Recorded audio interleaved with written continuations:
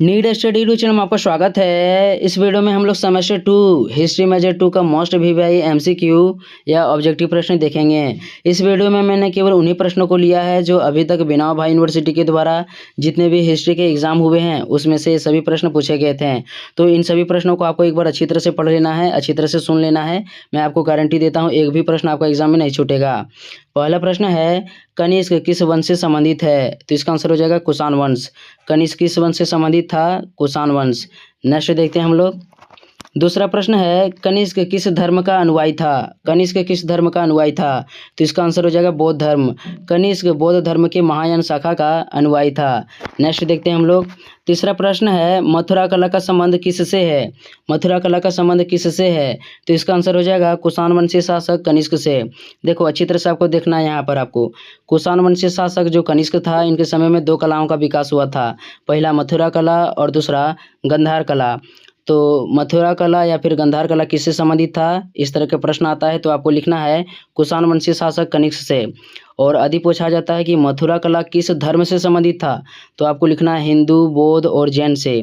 वहीं जो गंधार कला था केवल बौद्ध धर्म से संबंधित था। तो मथुरा कला या गंधार कला किससे संबंधित था? तो कुषाण वंशीय शासक कनिष्क से। नेक्स्ट देखते हैं हम लोग। नेक्स्ट क्वेश्चन है, चतुर्थ बौद्ध संगीति किसके शासनकाल में हुई थी? तो इसका आंसर हो जाएगा कनिष्क।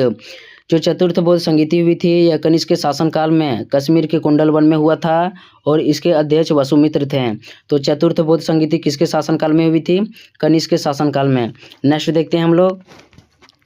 नेक्स्ट क्वेश्चन है, पांचवी बौद्ध संगीति किसके समय में हुई थी? तो इस प्रश्न को आपको अच्छी तरह से देखना है, यह प्रीवियस ईयर क्वेश्चन पेपर में पूछा गया था। पांचवी बौद्ध संगीति वर्मा के राजा मिंडन के शासनकाल में हुई थी। इसका आयोजन 1871 में वर्मा में किया गया था। तो यहाँ पर जो भी ऑप्शन दिया गया है, हर्षवर्धन, कनिष्क, अशोक और इसमें से कोई नहीं, तो इसका करेक्ट आंसर हो जाएगा इसमें से कोई नहीं। वैसे तो ऑप्शन वाला आपके एग्जाम में प्रश्न नहीं आएगा, ठीक है। और यदि पूछा जाता है कि पांचवी बौद्ध संगीति किसके समय में हुई थी, तो इसका आंसर आपको लिखना है वर्मा के राजा मिंडन के शासनकाल में 1871 में वर्मा में इसका आयोजन किया गया था। नेक्स्ट अब हम लोग देखते हैं। छठा प्रश्न है, बुद्ध चरित्र की रचना किसने की थी? तो इसका आंसर हो जाएगा अश्वघोष। अश्वघोष ने बुद्ध चरित्र की रचना की थी। जो बुद्ध चरित्र है यह बौद्धों का रामायण कहा जाता है। तो इस तरह से भी प्रश्न आ सकता है, बौद्धों का रामायण किसे कहा जाता है? बुद्ध चरित्र को। बुद्ध चरित्र की रचना किसने की थी? तो अश्वघोष ने। नेक्स्ट अब हम लोग देखते हैं। सातवां प्रश्न है, शून्यवाद दर्शन की रचना किसने की थी? शून्यवाद दर्शन की रचना किसने की थी? तो इसका आंसर हो जाएगा नागार्जुन। जो नागार्जुन है इन्हें भारत का आइंस्टाइन कहा जाता है। नागार्जुन को भारत का आइंस्टाइन कहा जाता है। तो यहाँ पर इसका आंसर क्या हो जाएगा? शून्यवाद दर्शन की रचना किसने की थी? तो नागार्जुन ने। नेक्स्ट देखते हैं हम लोग। आठवां प्रश्न है, सातवाहन वंश के संस्थापक कौन थे? सातवाहन वंश के संस्थापक कौन थे? तो इसका आंसर हो जाएगा सिमुक। सातवाहन वंश की स्थापना सिमुक ने की थी। इसकी राजधानी प्रतिष्ठान महाराष्ट्र थी। नेक्स्ट देखते हैं हम लोग। नौवां प्रश्न है, अमरावती कला किस वंश से संबंधित है?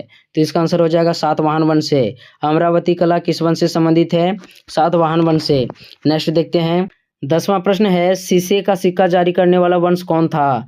तो इसका आंसर हो जाएगा सातवाहन वंश। सातवाहन वंश में सीसा, चांदी, प्लेटिन और कांसी के सिक्के जारी करवाए गए थे, लेकिन सर्वाधिक मात्रा में सीसा का जो सिक्का था इस वंश में सर्वाधिक मात्रा में जारी हुआ था। तो शीशे का सिक्का जारी करने वाला वंश कौन था? सातवाहन वंश। नेक्स्ट देखते हैं हम लोग।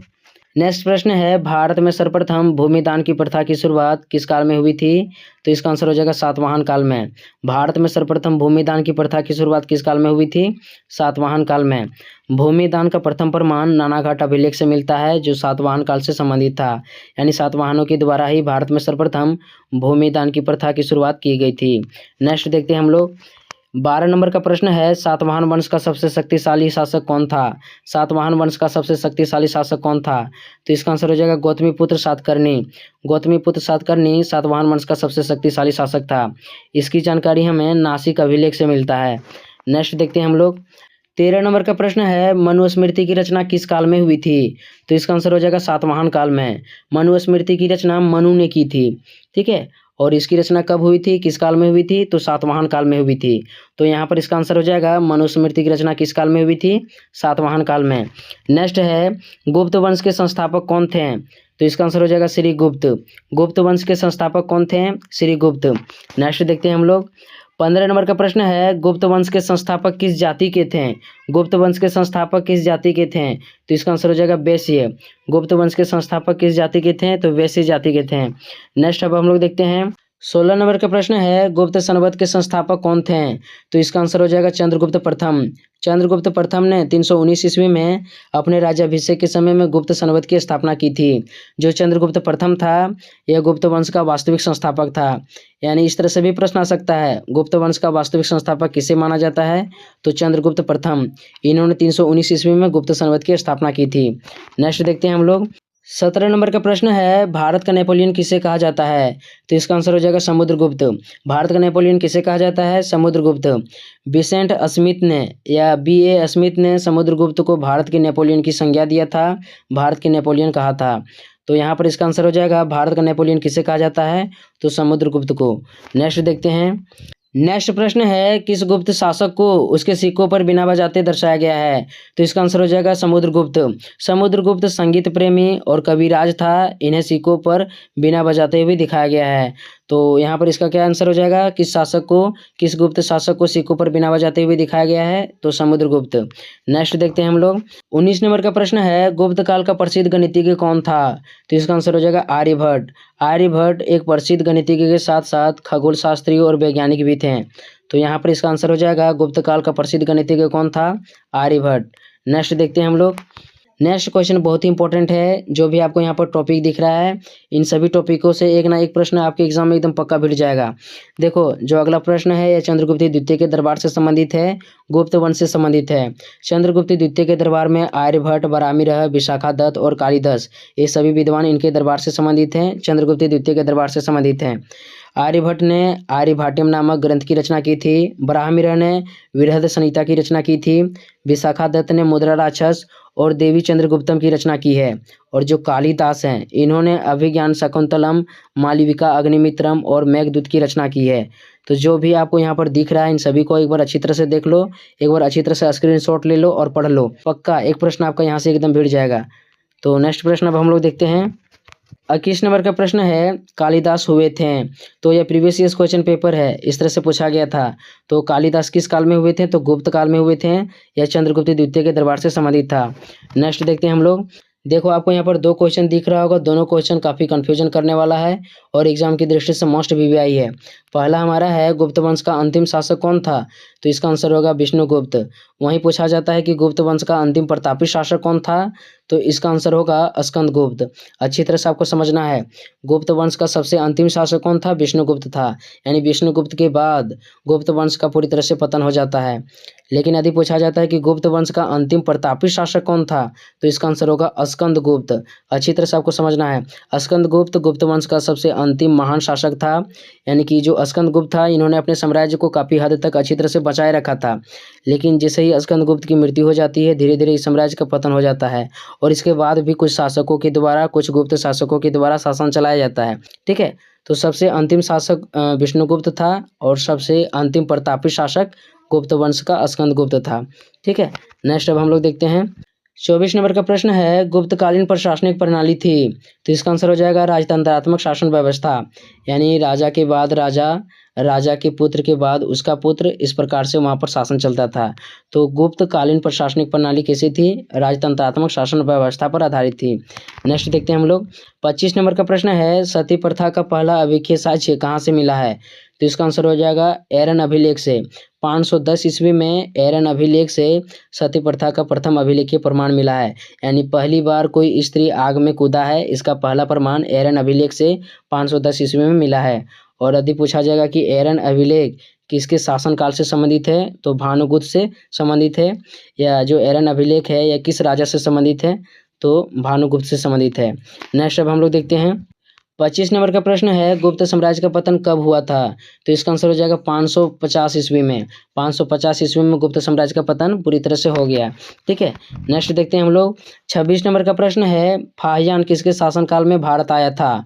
तो इसका आंसर हो जाएगा चंद्रगुप्त द्वितीय। चंद्रगुप्त द्वितीय के दरबार में फाहियान आया था। फाहियान एक चीनी यात्री था। देखो यहाँ पर एक और प्रश्न दिया हुआ है, वेन सांग किसके शासनकाल में भारत आया था? तो इसका आंसर हो जाएगा हर्षवर्धन। दोनों पॉइंटों को आपको ध्यान में रखना है। फाहियान किसके शासनकाल में भारत आया था? तो चंद्रगुप्त द्वितीय के दरबार में आया था। वहीं वेन सांग किसके दरबार में आया था? तो हर्षवर्धन के दरबार में आया था। तो इन दोनों पॉइंटों को आपको ध्यान में रखना है, एक प्रश्न पक्का इससे बन सकता है। नेक्स्ट देखते हैं हम लोग। नेक्स्ट क्वेश्चन है, हर्षचरित्र के लेखक कौन है? तो इसका आंसर हो जाएगा बाणभट्ट। हर्षचरित्र के लेखक कौन है? बाणभट्ट। बाणभट्ट ने हर्षचरित्र और कादम्बरी की रचना की है। ठीक है, जो हर्षचरित्र है, हर्षचरित्र से हमें राजा हर्षवर्धन के बारे में जानकारी मिलता है। तो यहाँ पर यदि पूछा जाता है कि हर्षचरित्र के लेखक कौन है या फिर कादम्बरी के लेखक कौन है, तो इसका आंसर हो जाएगा बाणभट्ट। हर्षचरित्र में किस राजा के बारे में हमें जानकारी मिलता है? तो राजा हर्षवर्धन के बारे में जानकारी मिलता है। नेक्स्ट प्रश्न हम लोग देखते हैं। 29 नंबर का प्रश्न है, हर्षवर्धन के दरबारी कवि कौन थे? तो इसका आंसर हो जाएगा बाणभट्ट। देखो यहाँ पर दो तरह से प्रश्न पूछा जा सकता है। पहला, हर्षवर्धन के दरबारी कवि कौन थे? बाणभट्ट। या फिर दूसरा प्रश्न पूछा जा सकता है, बाणभट्ट किसके दरबारी कवि थे? तो इसका आंसर हो जाएगा हर्षवर्धन। तो इसको अच्छी तरह से आपको पढ़ लेना है। हर्षवर्धन के दरबारी कवि कौन थे? बाणभट्ट थे। 30 नंबर का प्रश्न है, हर्षवर्धन ने कितने वर्षों तक कुशलतापूर्वक शासन किया? तो इसका आंसर हो जाएगा 41 वर्षों तक। 606 ईस्वी से 647 ईस्वी तक हर्षवर्धन ने कुशलतापूर्वक शासन किया था, यानी कि लगभग 41 वर्षों तक शासन किया था। नेक्स्ट देखते हैं हम लोग। 31 नंबर का प्रश्न दिया हुआ है, हर्षवर्धन द्वारा 3 नाटक लिखे गए हैं, इसमें से एक कौन नहीं है? तो देखो, हर्षवर्धन ने 3 नाटक की रचना की थी। पहला नागानंद, रत्नावली और तीसरा प्रियदर्शिका। तो यहाँ पर इसका आंसर हो जाएगा कादम्बरी, यानी कि जो ये तीनों नाटक है, नागानंद, रत्नावली और प्रियदर्शिका, ये सभी नाटक हर्षवर्धन के द्वारा लिखे गए हैं। लेकिन जो कादम्बरी है, इसकी रचना बाणभट्ट के द्वारा किया गया था, जो मैंने आपको पहले बता दिया था। तो हर्षवर्धन के द्वारा 3 नाटक कौन से लिखे गए हैं? नागानंद, रत्नावली और प्रियदर्शिका। नेक्स्ट अब हम लोग देखते हैं। 32 नंबर का प्रश्न है, राजतरंगिणी के लेखक कौन थे? तो इसका आंसर हो जाएगा कल्हन। राजतरंगिणी के लेखक कौन थे? तो इसका आंसर होगा कल्हन। जो राजतरंगिणी है, इसमें हमें 12वीं शताब्दी के कश्मीर के इतिहास के बारे में जानकारी मिलता है। तो यहाँ पर इसका आंसर हो जाएगा राजतरंगिणी के लेखक कौन थे? कल्हन थे। नेक्स्ट देखते हैं हम लोग। 33 नंबर का प्रश्न है, ऐहोल अभिलेख के रचनाकार कौन थे? तो इसका आंसर होगा रविकृति। ऐहोल अभिलेख के रचनाकार कौन थे? रविकृति। नेक्स्ट देखते हैं हम लोग। नेक्स्ट प्रश्न है, ऐहोल अभिलेख किस वंश से संबंधित है? ऐहोल अभिलेख किस वंश से संबंधित है? तो इसका आंसर हो जाएगा चालुक्य वंश से। जो चालुक्य वंश के शासक पुलकेशिन द्वितीय था, इन्होंने ऐहोल अभिलेख का निर्माण करवाया था। ऐहोल अभिलेख से हमें पता चलता है कि पुलकेशिन द्वितीय ने राजा हर्षवर्धन को नर्मदा नदी के तट पर हराया था। तो अच्छी तरह से इनको देख लेना है। ऐहोल अभिलेख से पता चलता है कि जो पुलकेशिन द्वितीय था, इन्होंने राजा हर्षवर्धन को नर्मदा नदी के तट पर हराया था। नेक्स्ट अब हम लोग देखते हैं। 35 नंबर का प्रश्न है, किस चालुक्य शासक ने हर्षवर्धन को हराया था? तो इसका आंसर हो जाएगा पुलकेशिन द्वितीय ने। अभी मैंने आपको बताया, ऐहोल अभिलेख से पता चलता है कि पुलकेशिन द्वितीय ने राजा हर्षवर्धन को नर्मदा नदी के तट पर हराया था। जो पुलकेशिन द्वितीय था, यह चालुक्य वंश का सबसे शक्तिशाली शासक था। तो यह भी पूछा जा सकता है, चालुक्य वंश का सबसे शक्तिशाली शासक कौन था? तो पुलकेशिन द्वितीय। और पुलकेशिन द्वितीय ने किस राजा को हराया था? तो हर्षवर्धन को हराया था। या फिर हर्षवर्धन को किसने हराया था? तो पुलकेशिन द्वितीय ने हराया था। नेक्स्ट अब हम लोग देखते हैं। 36 नंबर का प्रश्न है, पल्लव वंश के संस्थापक कौन थे? तो इसका आंसर हो जाएगा सिंह विष्णु। पल्लव वंश के संस्थापक कौन थे? सिंह विष्णु। नेक्स्ट देखते हैं। 37 नंबर का प्रश्न है, पल्लव वंश का सर्वाधिक प्रतापी राजा कौन था? तो इसका आंसर हो जाएगा नरसिंह वर्मन प्रथम। पल्लव वंश का सर्वाधिक प्रतापी राजा कौन था? नरसिंह वर्मन प्रथम। अगला प्रश्न है, मालल शैली का विकास किस वंश के द्वारा किया गया था?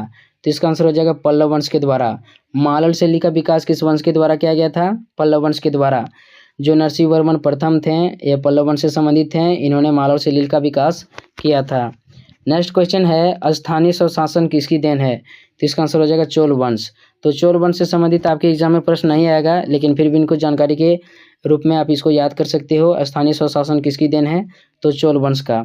तो इन सभी प्रश्नों को पढ़ लेना है, एक बार अच्छी तरह से वीडियो को देख लेना है। आशा करते हैं वीडियो अच्छा लगा होगा, और गारंटी है कि इन्हीं के अंदर से आपके एग्जाम में प्रश्न आएंगे। तो मिलते हैं नेक्स्ट वीडियो में, तब तक के लिए धन्यवाद।